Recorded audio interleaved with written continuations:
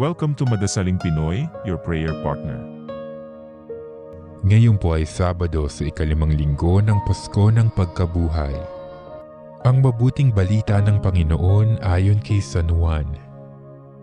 Noong panahong iyon, sinabi ni Jesus sa kanyang mga alagad, "Kung napupuot sa inyo ang sanlibutan, dapat ninyong malamang napuot na ito sa akin bago sa inyo.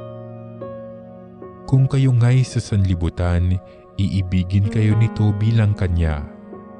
Ngunit yamang hindi kayo sa sanlibutan, kundi pinili ko kayo mula rito, ito'y napupuot sa inyo. Alalahanin ninyo ang sinabi ko sa inyo, walang aliping higit kaysa kanyang Panginoon.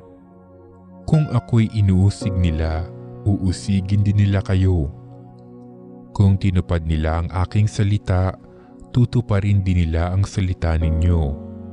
Ngunit ang lahat ng ito'y gagawin nila sa inyo dahil sa akin, sapagkat hindi nila nakikilala ang nagsugo sa akin." Ang mabuting balita ng Panginoon.